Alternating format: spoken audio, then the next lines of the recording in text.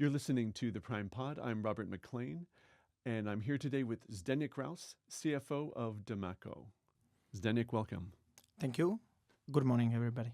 Zdeněk, you joined Demaco back in 2021. There were a lot of companies you could have chosen from. You were working at a major industrial developer at the time. What is it that attracted you to Demaco? It was actually the management, the owners of the company, Tomáš Budař and Slavek Kaiser, who were my colleagues from my previous employer. I knew them already for years, so that was something that attracted me when they approached me if I would be open to joining the company Demaco at that time.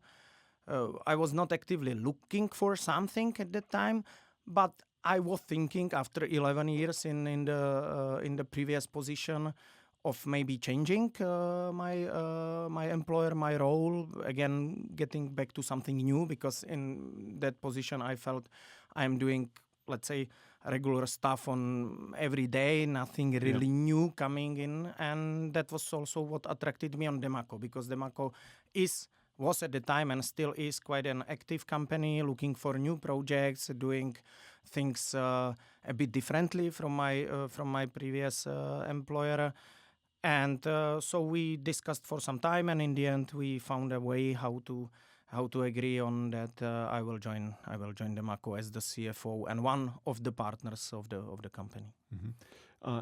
It's a very close-knit style of management. There's only three of you essentially, and I think that's probably a bit different from the experiences that you've had in the past.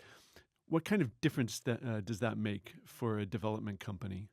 It's a bit different. On the other hand, we all know, let's say, the big industrial developer you told about has also one, I would say, shareholder and really hands-on manager. Mm-hmm.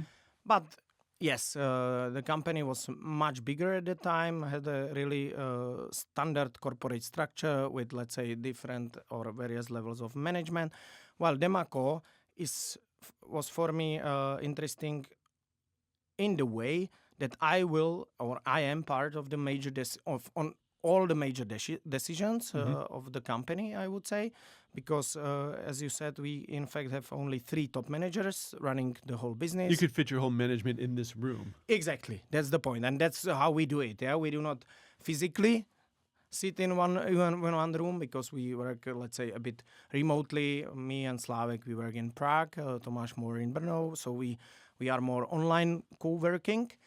But in fact, it's like a smaller room when we could sit and do all the major decisions. Yeah, Slavek mainly in the business area, Tomáš in the construction and development area, and me mainly in the finance area. And for the clients, what difference? What is the difference that they might notice?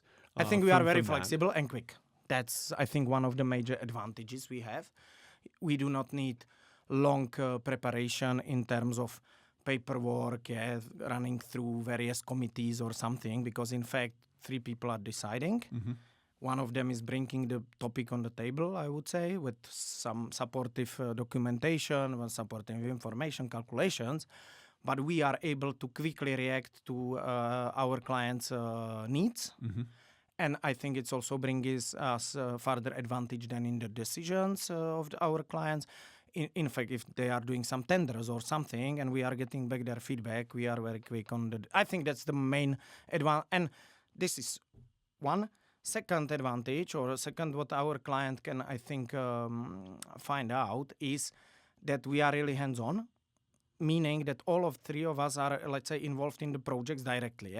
Usually the clients are talking, if you are talking to a big organization, you are talking to somebody lower in the hierarchy, and then at a certain point of time, you anyway have to get up higher to the, let's say, managers, top managers, or even shareholders, and it takes some time, again. And the decision is not so flexible, slower. The client will ask something and you say, I'll find out. Exactly, and it will take some time. In our case, it's basically like one phone call, a few emails, one discussion, but again, we are able to actively and quickly react to what the clients need. And that's one point on the decision side, but also on the realization side, because the client sees that really like the top managers and shareholders of the company are involved in the decisions, in the individual steps of the project, and I think that's something that the clients are, I would say, happy with, because they see that this is like not an unknown person doing something, but this is really me, Tomáš, Slávek, like our faces are on the projects and we are talking to the clients directly and we are deciding and then also pushing the decisions and also the developments of the projects. You each have I understand you're all involved in all of the projects, but you each have your primary sphere. You're the CFO, the chief financial officer. How do you see that role? For me, from the outside, I don't have a CFO, but I see that essentially it's a balance of making sure that the company lives within its means, but still can be ambitious to grow to its full potential. How do you see your role? Maybe first I will start with what you said. We really are deciding together, but each of us has his own, responsibility or area that he's taking care of. So we are to that extent quite independent. So I am, working on my area. Of course, the most important decisions are taken together. So I always have the okay of my partners. But in the CFO area, I'm quite independent, and I see it. CFO role is somebody. CFO in such a company that Demaco is somebody who is taking care of the sources, meaning especially the financial sources, so that our business team and our development team can work independently on what they are responsible for, and they do not need to worry about, let's say, do we have enough money for our project? Do we have financing for our project? Are our suppliers, I don't want to say happy, but are they okay because we are paying them on time? We have good relations with them. Also, that I have to take care of the back office things like taxes, accounting. So again, my partners and for me as a CFO, my role is really to carefully review what our accountants are producing. Before CTP, I was working as an auditor or in the audit company KPMG, so I have quite, I think, extensive knowledge and experience, let's say, with looking at the numbers, reading them, explaining them, taking some, I would say, results or conclusions from the numbers. So I have to carefully take care of this. And in fact, for my partners, I think they are expecting that in fact, they will not know about me, meaning they will not know about something that would not happen, that everything will simply work well, that I will take care of the sources. Of course, part of the CFO role is also risk management to a certain extent. I think we are quite well established in, let's say, managing our risks. So we have, again, we are thinking about the projects from the very beginning.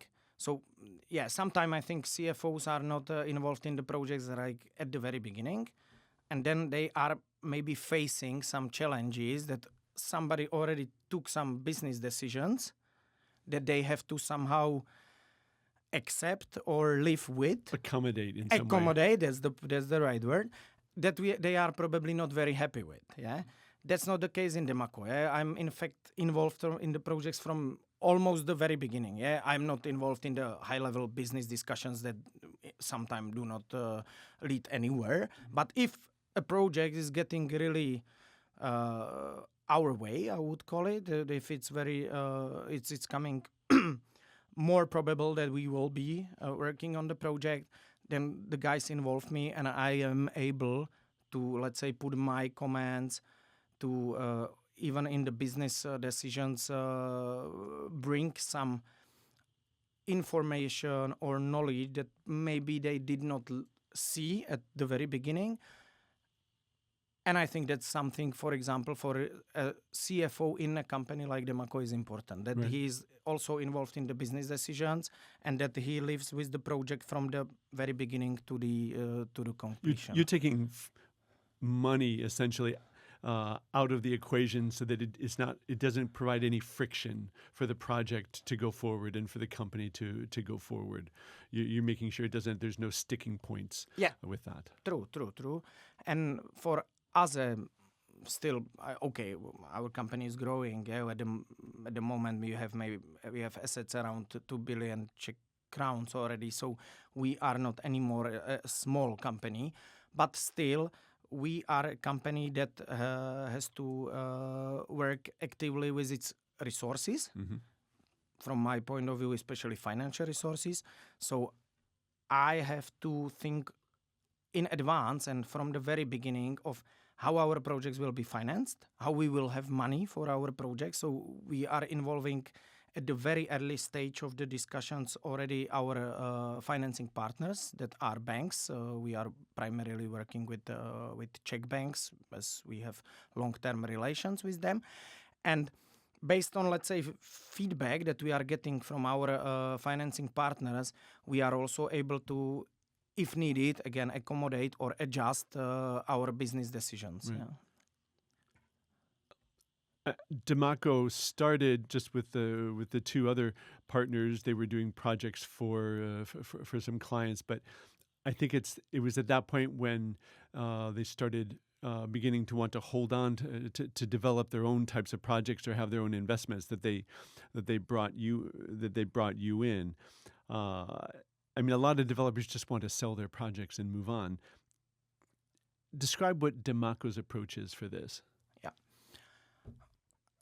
I think we still, as you said, I joined in 2021 when the original partners, Slavek and Tomáš, decided that they also want to create their own portfolio that they will hold or that Demaco will hold long term. Until that year, I think Demaco was in fact only working for third-party investors. But in 2021, when the decision was taken that also we will create our own portfolio, I joined as let's say, the third partner in charge of the primarily of finance and connected topics. And the idea behind it was that with my experience and long-term relations with the banks, I'm able also to bring, let's say, external financing to our projects that will also help us to materialize the already created equity with let's say, own portfolio. That's, I think, one point.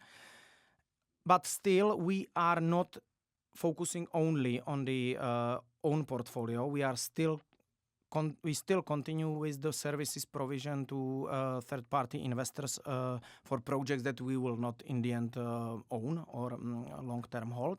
So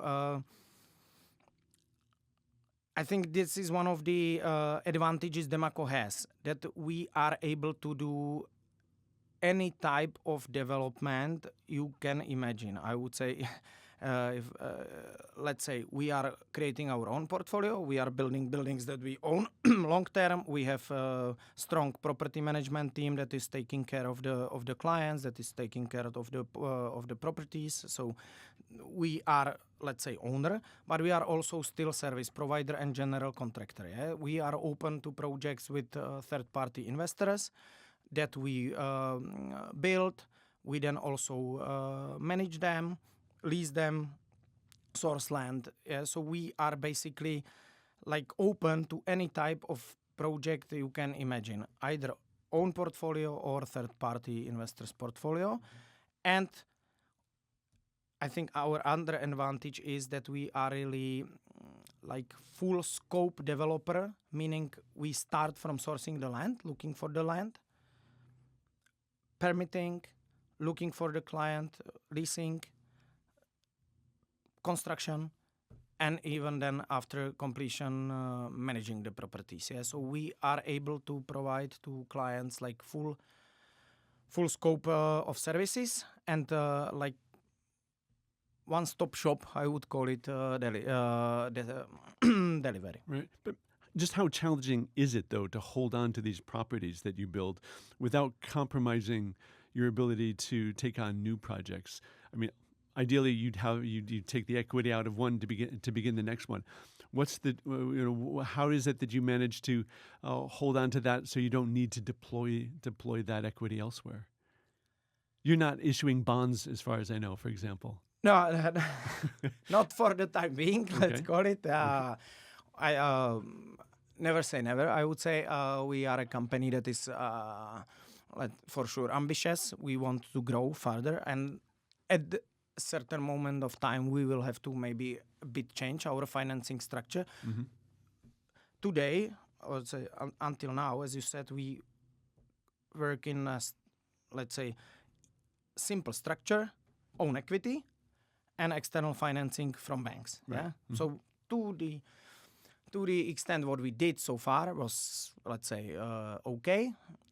We had money available from the banks because they were open to financing our projects over the last years without any issue. I would say, okay, the project has to work. We have to do our homework. So this is not so easy to get the money. But this is something we were able to do.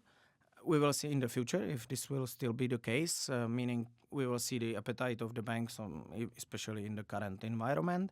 Also, as we will grow bigger, we will probably need to look also for some other sources of the capital. But still, we are able to manage our, let's say, our own portfolio.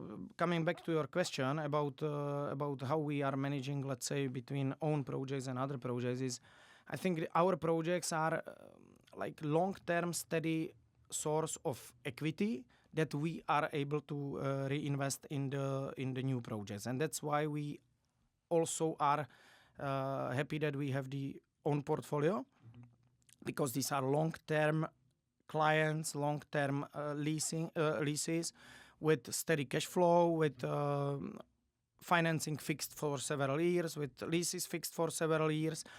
We know basically what will be the outcome from those projects, and by that we are able to look for new projects, because we know that this is, let's say, some, I would say, base structure on that we can build further. Yeah. Okay. The outlook for Europe's economy has changed pretty radically, even in recent weeks. But in fact, volatility just feels like it's been essentially the norm for the entire decade. Certainly the whole time that you've been at Demaco, it's been a very up and down period, even in the industrial sector where you guys are concentrated. What's the strategy for helping Demaco get through these types of periods, these sudden shocks? This is really a tricky question at the moment, because especially for a CFO. Exactly, that's what I meant. Yeah, because okay, you always have to think of some strategy, but nowadays, tomorrow your strategy can be absolutely off what you thought would happen, or that would be reasonable to do. So you have to be very careful. You have to let's say think of your steps very carefully. In fact, now every day since, let's say, as you said, it's the whole period I'm with Demaco since 2021 is like up and down. COVID, then Ukrainian war, then energy, now Trump, and let's say like the geopolitical situation. So we did not have any, let's say sleepy period in between, I would say. No boring times. Yeah, no boring times, yeah. Because really every day something can happen. I have so I try to be as much flexible as possible, still reasonably managing the risks. So that we and my two other partners, we, let's say, get Demaco through this period. So, but risk management must have changed from like 2010 to 2020. 2020 to 2030, it must mean a much bigger emphasis on alternate scenarios. You must take much more seriously best case and worst case scenarios. Yeah, that's true. That's one thing. And I think the other thing how risk management changes that basically the decisions are taking longer.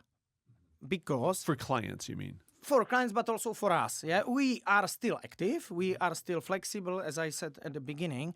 But we are, I think, much more thinking of the outcome of the business we are looking at, of the projects we are looking at. We are looking at them maybe from different angles that we did not in the past, because we are thinking, what if this will happen? What if this will happen?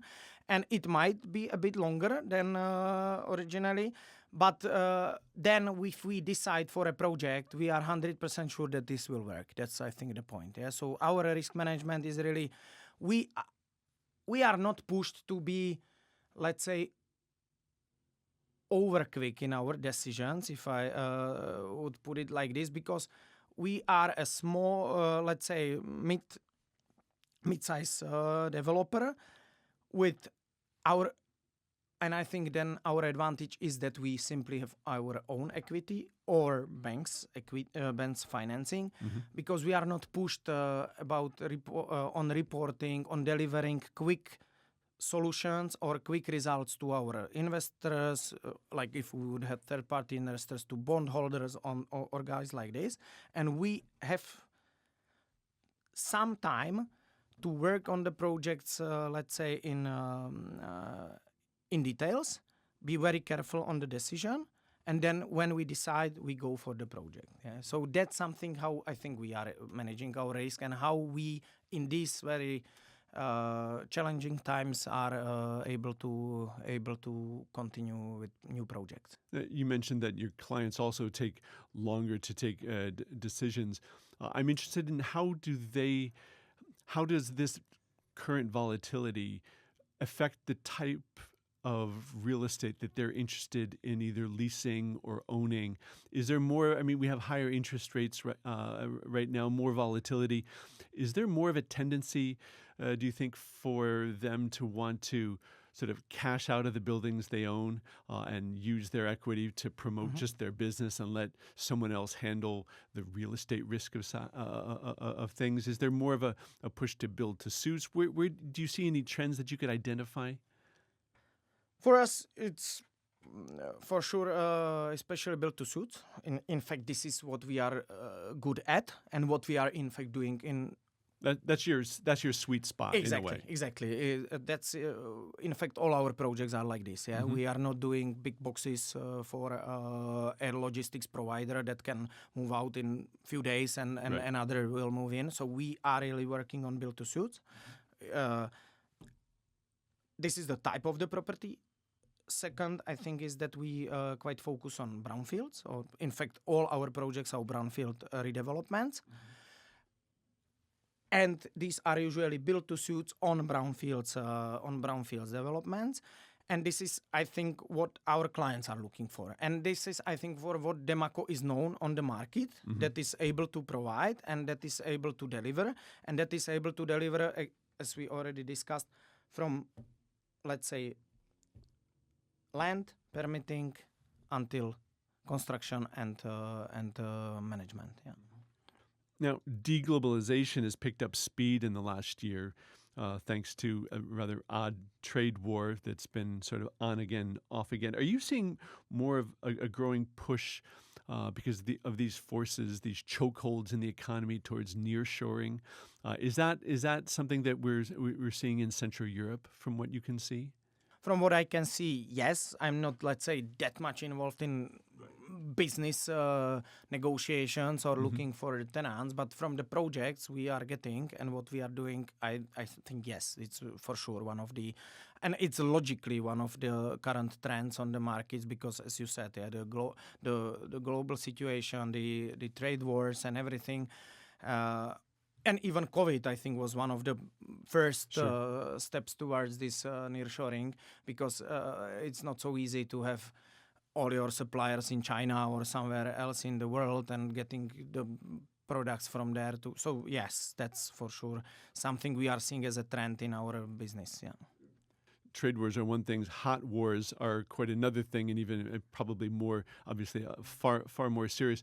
What sort of volatility does that add to it? I'm particularly curious about interest rates. Is that something that you have actually felt the impact or noticed the impact from? Yeah, recently we had a let's say very recent experience with the real hard wars, meaning this was actually the case of the war in Iran, or the impact of the war in Iran on the market and through the market on the interest rates. Because we finished one of our projects, let's say before Christmas or in November, and this was financed through external financing by bank development loan. And after the completion, the development loan has to be, let's say, converted to the investment loan for the long-term period financing. So we did have to work on some paperwork, on some legal things before we were able to do the conversion of the loan. And so it took us like 2-3 months to finalize all the stuff. And then we were really few days before getting the conversion of the investment loan, and the final last point in the whole structure was to fix the interest rate for the 7 years as the loan will last. And this was on the, I think, 26th of February. Oops. And on the 28th, I think, was February, the war in Iran started, and basically in 1 week, the market interest rates that are the basis for the long-term fixed rate jumped up by 30 basis points. Yeah, so we did have to decide whether to fix immediately, or still we did have like 2-3 more weeks to decide, but we decided to fix the rate immediately, because we did not expect that the trend will be downwards more than upwards. That was for sure in the end a wise decision, because then the rates went even higher. But yes, this is something we did not expect, and we were like on the 26th of February, I think, yeah, perfect. We finalized everything. We are happy. We will get the loan converted. We will get there was a top up on the loan for the conversion, and then we had a much more difficult 2 weeks time.